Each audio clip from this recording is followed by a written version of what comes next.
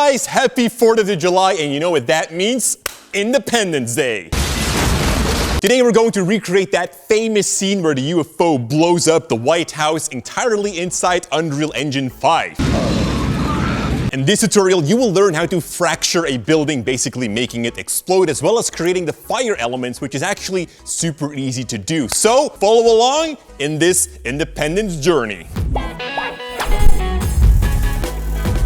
Hey guys, we have our simple White House nighttime scene, and the first thing we want to do is fracture our building. Of course, you're going to need your building in one static mesh, and if you have enough time and a stronger PC, this step isn't mandatory. You can break everything separately. But if your building exists out of different parts, you can always merge them. Just go to the menu on top, select tools, and here we look for merge actors. Then we have to select all our building meshes and merge them together. Voila, we have a combined mesh for our building. Let's break it. I'm gonna wreck it! Go to the mode menu on top, and here we can select the fracture mode. This will open up a side panel. First thing we now need to do before we can fracture anything is select our building, and in the new side panel under generate we're going to hit the new button. This will make our building fracturable. Now we only have to choose which style we want to use. Do we want uniform fractures or maybe some clusters? For our video we went for uniform fractures. When we select that we get a lot of settings. If you want you can adjust them all to see what they do. You will immediately see a change in the preview. But the most important settings are the min and max Voronoi size. This will determine how many fractures we are making. We want to start off with some bigger chunks of the building, so let's put the min and max on 100 and now press fracture. And now we apparently have to wait. Still waiting. Huh.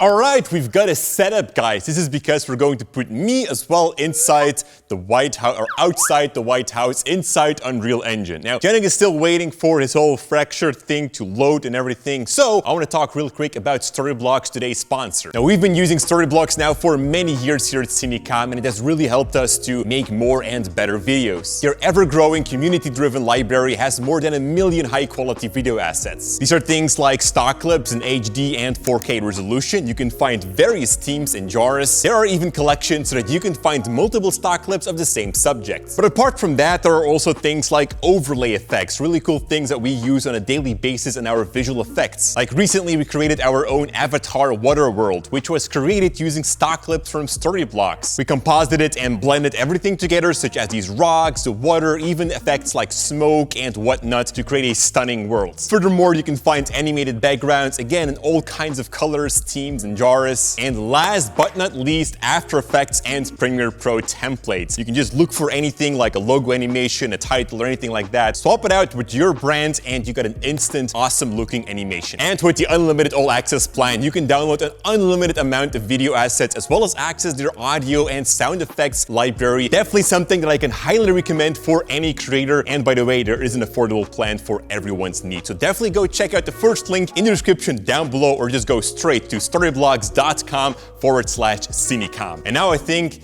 that Janik's fracture is done. So back to you, Janik. Like you can see, fracturing bigger meshes can really take some time. So be patient, your computer didn't die. Now when our first fracturing is finished, we are immediately going to fracture it again. Wait, what? And after that also a third time. Wait, what? Each time making smaller fractures in our building. So maybe also adjust the min and max Voronoi values to be a little bit bigger, creating smaller pieces of debris. But beware, this could get very heavy for your computer, so maybe don't fracture too much. Once we are done with fracturing, we can see in the bottom left corner how many breaks we made. And if we want to see how they will break, we just have to use the explode amount slider. This will do a fake explosion, showing you all the fractured pieces of the building. Now we can go back to our select mode and it's time to explode some stuff. We are going to work with fields, and these we can find in the engine content. If you don't see this folder, go to the settings tab in the content browser and enable show engine content. Now search for field within the folder and look for the anchor and master field. These two we will add to our scene, and like you can guess, the anchor will hold parts of our building stuck in place and the master field will blow shit up. So we positioned and scaled the anchor field on the bottom of our building. When in place, we went to our building mesh, and under the chaos physics we added the initialization field, and this is of course the anchor field, which is now operational. Then our last step will be placing the master field on whatever spot we want to blow up. Now within all the settings of this field, the most important ones are the applied linear and angular velocities and the delay. With the velocity settings we can determine the strength of the explosion, and with the delay we can decide when to explode. Now if you want, you can go through all the settings, but these two are the most important ones and you will be using them the most. Now just hit simulate and watch the world crumble. I picked a hell of a day to quit drinking. So in the film, you have all of these people who want to be taken with the aliens to who knows where. So they all hold this sign yelling at the aliens like, "Take me with you!" And that's what I'm gonna do right now. Oh no! Boom, boom! En daar is het eigenlijk. Oh no!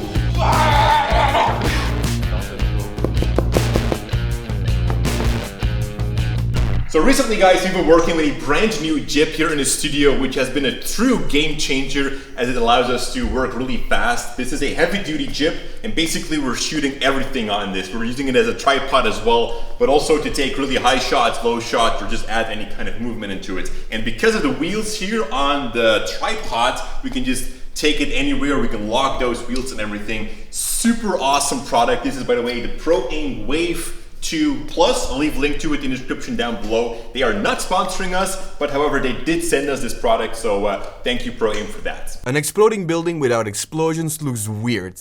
I know. So let's create some to put into our building. There are two ways you could have explosions in your scene. The first method is to head over to the Unreal Marketplace and look for explosion. You'll get a ton of different assets which you can buy, but there is also one pack which you can download for free. Once you download it and added it to your project, open up the Realistic Starter VFX pack folder. Head over to Particles and open up Explosion. In here, we can find different explosions which you can simply drag into your scene. You can keep it like this, or if you wish to make some changes, double click on the explosion in your content browser. That will open a new window where all the different parts of the explosions are separated. You can simply select what you want to change, like the initial size for example, and change the values. Now next to this there is also a second way to create explosions. Head back to your content browser, right click here and choose Niagara System. This will pop up a window, and here we can choose New System from Template. This again will open up a new window. Scroll down until you see Grid 3D Gas Explosion Scene. Select it and press finish. We can then drag this Niagara system into our scene, and here we can see the pre-made explosion. There are a ton of settings here to change. Too many to go through each single one. So I'll quickly show what the most important settings are. And these settings we can find in the Niagara system once we double click on it. Here we can find 3 windows. The first one we'll have a look at is the new Niagara system. In here under the user parameters we have the resolution max axis, which determines how detailed your explosion looks. And another important one here is the world space size. With this you can change the bounding box of where the simulation is allowed to happen. The next set of settings we can find in the Grid 3D gas controls. If we select this and choose simulation, we can find a handful of settings which determine the pressure of the explosion,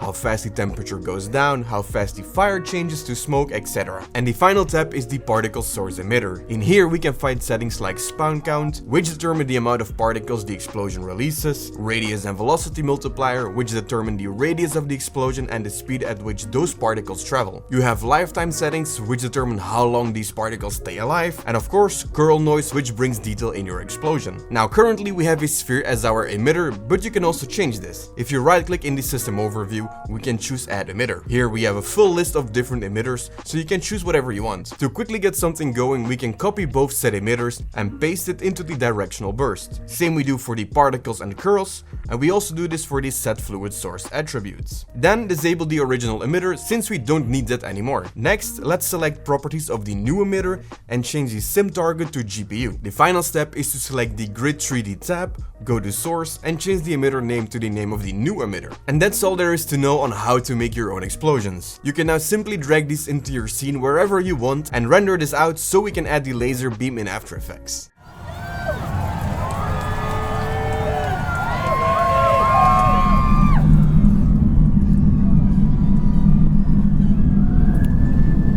It's so beautiful. Take me with you. Please take me. The light, the blue light, it's coming. Freedom.